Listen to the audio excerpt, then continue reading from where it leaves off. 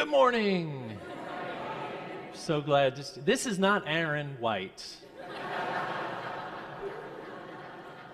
This is my friend Imam Spendim. What is an imam? An imam is someone who is like the senior minister at a mosque, which is the place where Muslims gather. Imam and I have met just in the last month or so, and we decided to come and do worship together. Partly because the Richardson Mosque, where Imam leads, was founded in our church. You see, when the Muslims came to Dallas, no other church, no other congregation would allow them to gather or would give them space. So we gave them space a long time ago, and they started here in our fellowship hall. And we were thinking about, when we talk to the children here, how do we talk about this? And we were thinking about, how are we the same and how are we different? We look a little different, right?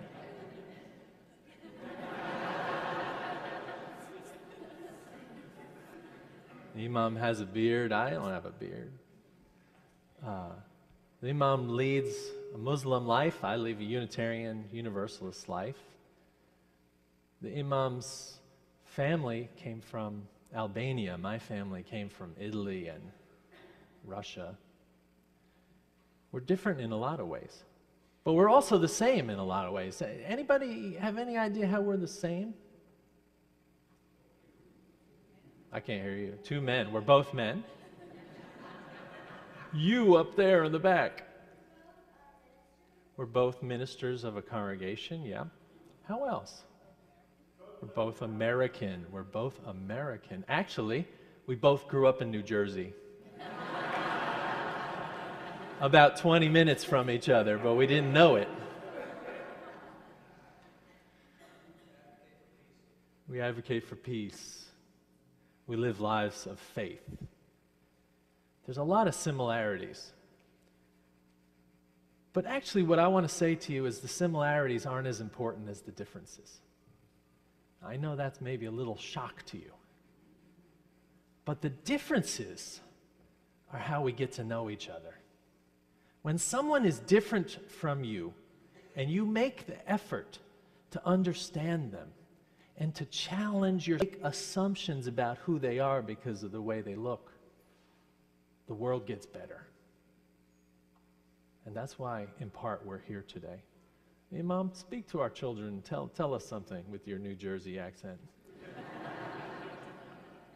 Well, I'm afraid if I talk to you in Jersey, you may not understand it.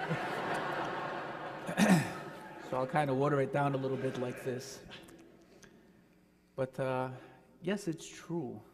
No matter where you are, you're going to look and see, for example, as students in school, young boys and girls like yourselves who maybe there's going to be some things you can readily identify to say, hey, they're kind of like me.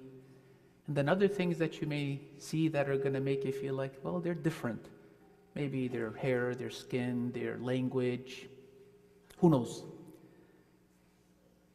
But I'll tell you something. Those differences are things that should not cause us to in any way treat them differently, especially not in a bad way. And I'll tell you something, growing up in Patterson, one of the things that I had to unfortunately deal with because I was different, I was a minority, was being bullied.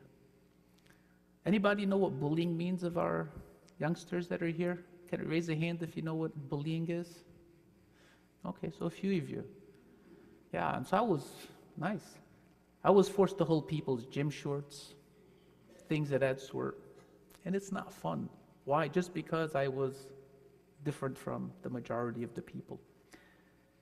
One of the things you may come to realize is that even though somebody may look a bit different, talk a bit different, have a different name, because my name was Spendim, right? I mean, how many Spendims have you come across in your life?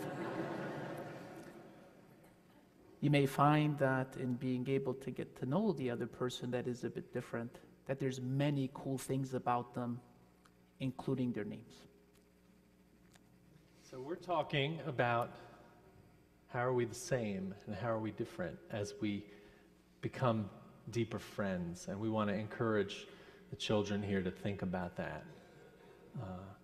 And to think about what kinds of assumptions, when we stood up here, what did you I bet you $1 million nobody thought the Imam was from New Jersey. Because you see him and you say, oh, he's some exotic guy from the Middle East. So we're thinking about that today. And we hope that the children will talk with their parents at the end of today more about that. So now we're going to sing the children to their classrooms. So go now in pieces on the inside back cover of the hymnal. Children and teachers are going to go to their classrooms now.